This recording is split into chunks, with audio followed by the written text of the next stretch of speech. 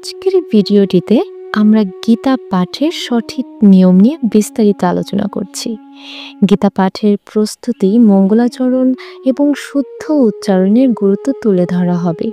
এই ভিডিওটি প্রত্যেকের জন্য অত্যন্ত উপকারী হবে যারা গীতার গভীর শিক্ষা গ্রহণ করতে চান। আশা করি ভিডিওটি আপনার আধ্যাত্মিক যাত্রার সহায়ক হবে, তাই আমাদের সাথেই থাকুন। গীতা পাঠের জন্য সর্বপ্রথম আমাদের একটি সঠিক পরিবেশ বা পবিত্র স্থান তৈরি করতে হবে। গীতা পাঠের জন্য একটি শান্ত এবং নিরিবিলি স্থান নির্বাচন করুন। সেটি হোক মন্দির অথবা আপনার গৃহ, তবে এই স্থান পরিষ্কার এবং পবিত্র হওয়া উচিত। গীতা পাঠ শুরু করার আগে কিছু মঙ্গলাচরণ সঙ্গীত বা স্তোত্র পাঠ করা উচিত। এটি পাঠের সফলতা এবং পবিত্রতার জন্য।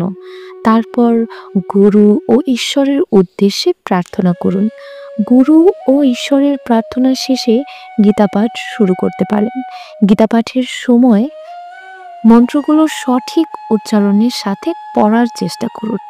প্রয়োজনে গীতা পাঠের অভিজ্ঞ ব্যক্তি বা শিক্ষকের সহায়তা নিতে পারেন। প্রতিটি শ্লোকের অর্থ এবং তাৎপর্য বোঝার চেষ্টা করুন। এর ফলে পাঠ করা আরও ফলদায়ক হবে। গীতা পাঠের মাধ্যমে যে শিক্ষা বা জ্ঞান লাভ করেন তা নিজের কাজে প্রয়োগ করার চেষ্টা করুন। গীতার বার্তা আপনার দৈনন্দিন জীবনে বাস্তবায়িত করতে সচেষ্ট হন।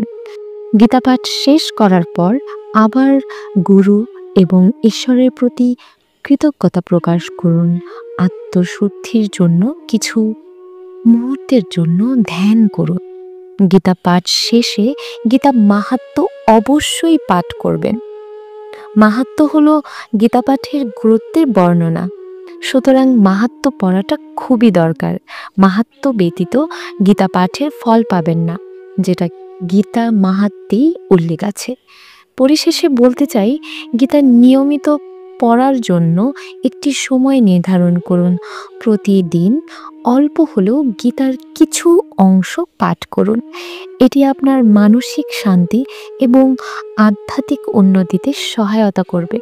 আশা করি আমাদের আজকের ভিডিওটি আপনাদের ভালো লেগেছে এবং গীতা পাঠের সঠিক নিয়ম সম্পর্কে নতুন কিছু শিখতে পেরেছেন। আপনারা যদি ভিডিওটি উপভোগ করে থাকেন তাহলে দয়া করে লাইক, কমেন্ট এবং শেয়ার করতে ভুলবেন না। আপনার মতো উৎসাহিত দর্শকদের সাহায্যে আমরা আরও ভালো ভালো বিষয় নিয়ে আপনাদের সামনে হাজির হতে পারবো। আমাদের চ্যানেলটি সাবস্ক্রাইব করে পাশে থাকুন, যাতে আধ্যাত্মিক যাত্রায় আমরা একসাথে আরও অনেক কিছু শিখতে পারি। ধন্যবাদ।